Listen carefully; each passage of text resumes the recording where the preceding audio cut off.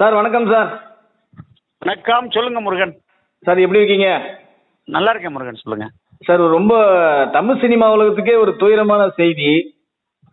சொல்லுங்க. பாக்யராஜ் அவர்களுடைய மறைவு. இல்லைங்க, நானே காலையில ஒரு 9:30 மணிக்கு பார்த்த உடனே ரொம்ப ஷாக் ஆயிட்டேன்.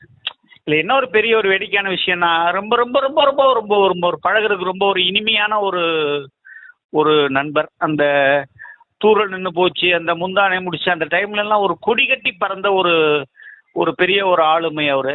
எனக்கு திடீர்னு இந்த மாதிரி ஒரு ஷாக்கான நியூஸ், அதுவும் வந்து அவருடைய குருநாதர் பாரதிராஜாவுடைய ஒரு டெத்துக்கு அப்புறம் ஒரு 2 வீக்ஸ்க்குள்ளேயே இந்த மாதிரி ஒரு ஒரு கார்டியாக் அரெஸ்ட் அப்படிங்கிறது வந்து ஒரு ரொம்ப எதிர்பாராத ஒரு விஷயமா இருந்தது. ஒரு 4 வருஷத்துக்கு முன்னாடி என்னுடைய இனிய நண்பர் Panneerselvam sir, Rohini theatre Panneerselvam sir, வருஷா வருஷம் இந்த ராதாபுரத்துக்கு பக்கத்தில் அவங்களுடைய கிராமத்தில் அந்த பன்னீர்படி ஐயன் கோவில்னு ஒன்று, அவங்க குலதெய்வம் கோவில், அதில் ஒரு கொடை விழா நடத்துவாங்க. அந்த கொடை விழாக்கு பாக்யராஜ் சார், அவங்க மனைவி பூர்ணிமா எல்லாரையும் மெட்ராஸ்லேருந்து ஃப்ளைட்டில் மதுரை போய் இறங்கி, மதுரையிலேருந்து அப்புறம் அங்கேருந்து காரில் அழைச்சிட்டு போய் அந்த நிகழ்ச்சியிலலாம் கலந்து கொள்ள வச்சேன். அந்த அளவுக்கு ஒரு நல்ல ஒரு நெருங்கிய நண்பர். இப்போ ஒரு 2 வாரத்துக்கு உள்ள வந்து மக்கள் தலைவான என்னோட ஃப்ரெண்டு ரவி மரியா நடித்த படம், அதுக்கு ஒரு ஆடியோ ஃபங்க்ஷன் வச்சுருந்தாங்க பிரசாத் லேபில். அதுக்கு பாக்யராஜ் சார் தான் சீஃப் கெஸ்ட்டு. ரவி மரியா நீங்கள் அவசியம் வரணும்னு சொல்லி கூப்பிட்டுருந்தனால நானும் போயிருந்தேன்.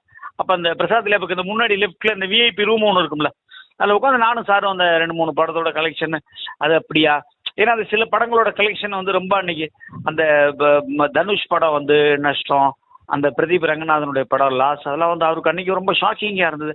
என்னங்க வெளியில் வேறு மாதிரி சொல்கிறாங்க, நீங்கள் வேறு மாதிரி சொல்கிறீங்க, ஆனால் நீங்கள் கரெக்டாக தான் சொல்லுவீங்க அப்படின்றதெல்லாம் சொல்லிக்கிட்டே இருந்தார், பேசிக்கிட்டே இருந்தார். திடீர்னு நீ காலையில் இந்த மாதிரி ஒரு நியூஸ் வந்துட்டு எனக்கு ரொம்ப ஒரு மாதிரி ஷாக்கிங்காக இருந்தது முருகன் எனக்கு. ஆமா சார், இப்ப பாக்யராஜ் படங்கள் எல்லாமே உங்களுக்கே தெரியும், குடும்பமாலாம் போய் பார்த்துருக்காங்க. ஏன்னா எனக்கு தெரிஞ்சு ஆமா ஆமா ஆமா முந்தானை முடிச்ச படம்லாம் எந்த மாதிரி ஒரு கிரௌட், ஒரு திருவிழா கோலம் மாதிரி பாக்யராஜ் படம் ரிலீஸ் ஆகிற தியேட்டர் எல்லாமே. ஆமா ஆமா ஆமாங்க ஆமாங்க. உங்க வாழ்க்கையில மௌன கீதங்கள் துருள் நின்று போச்சு தாங்க. துருள் நின்று போச்சு படத்தை பார்த்தீங்கன்னா, முதல்ல ரிலீஸ் ஆகி அதுக்கப்புறம் அந்த இப்போதானே நீங்க ரீரிலீஸ்ன்னு எல்லாம் சொல்றீங்க. அப்போ வந்து நாங்க அதை வந்து ரிப்பீட் ரன்னு சொல்லுவோம். அந்த ஒரு 10 கூட கிடையாது, ஒரு 20 ஆண்டுகளுக்கு முன்பு ரிப்பீட் ரன்னு சொல்லுவோம். அந்த அந்த துருள் நின்று போச்சு படத்தை வந்து எனக்கு ரொம்ப வேண்டிய நண்பர் கண்ணப்பன் ஒருத்தர் திருச்சிக்கு அந்த படத்தோட ரைட்ஸ் வாங்கிட்டு வந்து ஒரு புது பிரிண்ட் போடுறாரு. 65,000 ரூபா செலவு பண்ணி. அதுக்கு பாலியஸ்டர் பிரிண்ட்னு பேர். பாலியஸ்டர் பிரிண்ட்னா ரொம்ப அதிகமாக டேமேஜ் ஆகாது, மிக அதிகமான சென்டர்ஸ் அந்த படம் ஓடும். 65,000 ரூபா கொடுத்து அந்த பாலியஸ்டர் பிரிண்ட் போட்டுட்டு வரும்பொழுது, அதை போட்டால் எங்கே போட்டாலும் 2 வாரம் 3 வாரம் 2 வாரம் 3 வாரம் அப்படி ஒரு கலெக்ஷன். அவர் என்ன இன்வெஸ்ட் பண்ணாரோ அது மாதிரி அவருக்கு ஒரு 4 பங்கு 5 பங்கு அவருக்கு அந்த ரூபாயை கிடைச்சிச்சு அவருக்கு. சார் ஆமா சார், இப்போ அது ஆசியாவிலேயே பெரிய தியேட்டர் பார்த்தீங்கன்னா மதுரை தங்கம் தியேட்டர், உங்களுக்கு தெரியும் நினைக்கிறேன். அது கிட்டத்தட்ட 3000 தியேட்டர் கெப்பாசிட்டி கொண்ட தியேட்டர்னு சொல்லுவாங்க அது. ஆமா, அது இப்ப இல்ல, அது முன்னாடி இருந்தது, அது இப்ப இல்ல சார். அந்த தியேட்டர்ல வந்து பாத்தீங்கன்னா தூரல் நின்று போச்சு ஒரு திரைப்படம் வந்து கிட்டத்தட்ட 300 நாட்கள் ஓடி இருக்கு சார். அப்ப எவ்வளவு ஆடியன்ஸ் சார் அந்த படத்தை வந்து அந்த தியேட்டர்ல பாத்துருப்பாங்க? அது நீங்க தான் கனெக்ட் பண்ணிக்கணும். அது அப்படின்னு அவ்வளவு ஆடியன்ஸ் பாத்துருப்பாங்கன்னு அர்த்தம் இல்ல சார், கிட்டத்தட்ட அந்த ஒரு தியேட்டர்ல மட்டுமே 24 லட்சம் பேர் பாத்துருக்காங்க சார். ஒரு நாளைக்கு நம்ம ஆவரேஜா கணக்கு பண்ணா கூட. இல்ல, நீங்க எல்லா ஷோவும் ஃபுல்லுன்னு வச்சுக்காம கணக்கு பண்ணி பார்த்தாலே 15 லட்சம் பேர் பாத்துருப்பாங்கல்ல. ஆமா சார், ஒரு தியேட்டர்ல வந்து ஒரே தியேட்டர்ல இவ்வளவு ஆடியன்ஸ் பார்த்தது வந்து அது ரெக்கார்ட் மாதிரி தான் தோணும். அன்னைக்கெல்லாம் அப்படித்தாங்க போச்சு. இப்ப இந்த கரகாட்டக்காரன்ற படம், அந்த அந்த மதுரையில என்னமோ ஒரு சினி, அந்த நாட்டிய நடனம் என்னமோ ஒரு தியேட்டர், அதுல 1 இயர் போச்சுங்க அந்த படம், கரகாட்டக்காரன் படம். சினிப்பிரியா மினிப்பிரியா அந்த தியேட்டர் சொல்றீங்களா? அதான் இல்ல அதான் அது இந்த மாதிரி வந்து சாதனைக்கெல்லாம் சொந்தக்காரர்கள் இவங்க எல்லாம் வந்து. ஒரு பாக்யராஜ் சாரை பொறுத்த வரைக்கும் இன்னும் சில விஷயங்கள் என்னால மறக்க முடியாது. என்னன்னு கேட்டீங்கன்னா, அந்த இடையில பாக்கியான்னு ஒரு புத்தகம் நடத்திக்கிட்டு இருந்தாரு. அப்ப கூட இடையில அந்த புத்தகம் வராம ஒரு 2 வாரம் 3 வாரம் கேட்பா, என்ன சார்னு கேட்பேன்.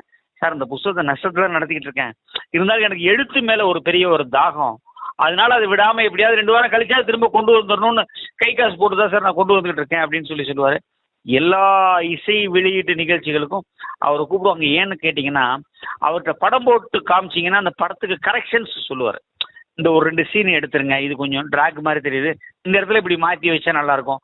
பல பேர் ஷூட்டிங் போகிறதுக்கு முன்னாடி கூட அவர்கிட்ட போய் உட்காந்து ஒரு 2 நாள் வீட்டு வாசல்லே நிற்பாங்க. 3 நாள் பார்த்து கூட வாங்கன்னு சொல்லிட்டு போய், என்ன ஐயா இந்த மாதிரி ஒரு ஸ்கிரிப்ட் இருக்குது, இந்த மாதிரி படம் இருக்குது, இந்த மாதிரி 1 லைன் இருக்குது, இது எப்படி டெவலப் பண்ணான்னு நினைக்கிறேன்னா, அவங்கள்ட்ட எந்த விதமான ஒரு பிரதி உபகாரமும் கருதாமல் அதை அப்படியே அதை டெவலப் பண்ணி இப்படி பண்ணுங்க எல்லாமே அவர் பண்ணி கொடுப்பாரு அவர். அதெல்லாம் ஆமா சார். இந்த மாதிரி வந்து ஒரு ஸ்கிரீன் பிளே வந்து யாராச்சும் எடுக்க முடியுமா அப்படின்னு கேட்டீங்கன்னா நிச்சயமா வந்து ஒரு பெரிய கேள்விக்குறி சார். இவர மாதிரி ஒரு ஸ்கிரீன் பிளே வந்து முருகன், நான் உங்கள்ட்ட பலமுறை சொல்லியிருக்கேன், இது முடியுமா அது முடியுமான்னு இல்ல. அதாவது இவர் அதுல சிறந்த ஒரு ஒரு ஆளுமைங்கிறதுல இவருக்கு அளவுக்கு ஈக்குவலா எவ்வளவோ பேர் எடுக்கிறாங்க, போறாங்க வராங்க.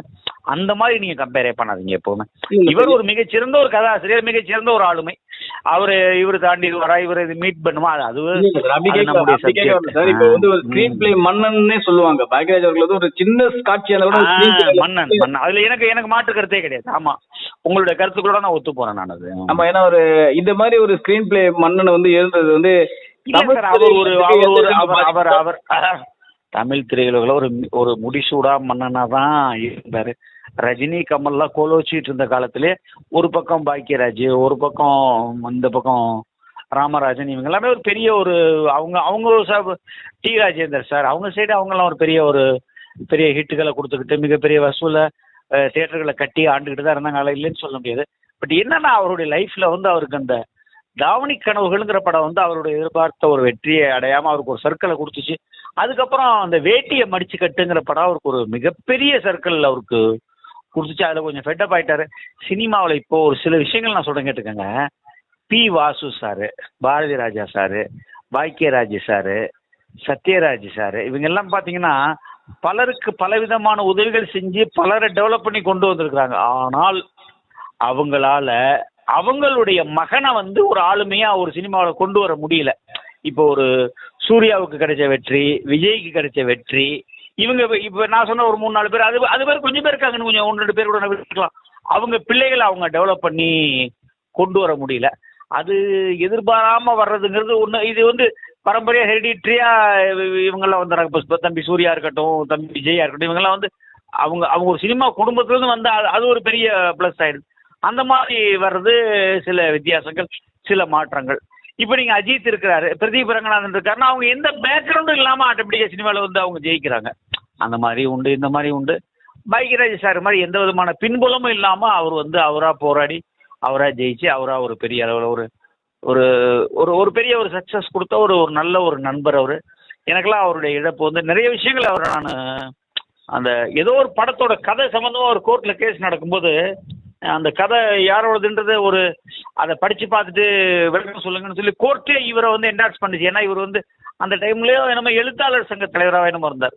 அப்போ கூட நான் அவர்கிட்ட ஃபோனில் பேசினேன், இது சம்மந்தமாக எதுவும் பேச வேண்டாம் ஸ்ரீதர், நம்மளுடைய நட்பு வேற, இது வேற, இதில் நான் வந்து ஒரு கரெக்டான ஒரு இதாக நடந்துக்கும் சொல்லிட்டு கோர்ட்டுக்கு அந்த பதில் சொல்லும் போதே கூட அந்த உதவி இயக்குனருக்கு சாதகமான ஒரு பதில் தான் அந்த கோர்ட்லேயே கூட அவர் போட்டார். அந்த அளவுக்கு ஒரு நல்ல மனிதர். இல்ல சார், இப்போ நீங்களே ஒரு வார்த்தை சொன்னீங்க, தனது மகன் வந்து பெரிய லெவல்ல போக முடியலையன்ற ஒரு மனவேதனை இருந்திருக்குமா சார் அவருக்கு? கண்டிப்பா சத்தியமா 100% அவருக்கு இருந்தது. எனக்கு நல்லா தெரியும். இது அவருக்கு மாத்திரம் இல்ல, நான் சொன்ன ஒரு 4-5 பேர், கொஞ்சம் பேர் விட்டுருக்கலாம். பி வாசு சாருக்கு அது இருக்கு, பாரதி ராஜா சாருக்கு கடைசி வரைக்கும் இருந்தது, சத்யராஜ் சாருக்கு அது இருந்து இன்னி வரைக்கும் இருக்கு. எல்லாருக்கும் அதெல்லாம் இருக்கு. அதெல்லாம் வெளியில சில பேர் சொல்லுவாங்க, சில பேர் சொல்ல மாட்டாங்க, அவ்வளவுதான். ஆனா பட் இதனால வந்து இந்த மனவேதனை எல்லாமே அவர் வந்து ஒரு மனசு கஷ்டப்படுற அளவுக்கு தான் கொண்டு போயிருக்கோம்ல சார் சினிமா உலகத்துல கடைசி காலம். மனசு கஷ்டப்படுற அளவுக்கு கொண்டு போயிருக்கோம் முருகன். பட் அதுதான் இதுக்கு காரணம்னு சொல்ல முடியாது. அவருக்கு பல்வேறு விதமான இன்னொன்று உங்களுக்கு ஒரு நல்லா தெரிஞ்சிருக்குமா இல்லை தெரியுமான்னு தெரியல, அவருக்கு சுகர் நிறைய இருந்தது. நானே 2-3 தடவை அவருக்கு அட்வைஸ் பண்ணேன், சார் கொஞ்சம் சுகரை குறைச்சிருங்கண்ணே.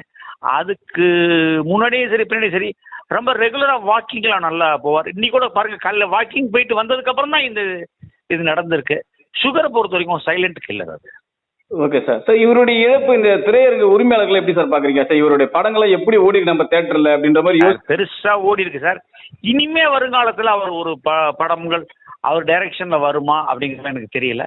அந்த கடைசியா நம்ம அந்த விஜயகாந்த் வச்சு ஒரு படம் எடுத்தார், நல்ல சுக்கத்தங்கமா என்னமோ ஒரு படம், 100 days படம். அது வந்து ஒரு சூப்பர் படம். அந்த மாதிரி கதையம்சம் உள்ள படங்கள்லாம் இனிமே வரும்னு நம்புறோம், அவ்வளவுதான். அப்படிதான் நம்ம பாத்துக்கணும். நம்ம சார் நீங்க வாழ்நாள்ல உங்களோட திரையுலக பயணத்துல பாக்யராஜ் படம் பார்த்து வியந்த படம்னு எந்த படம் சார் சொல்லுவீங்க?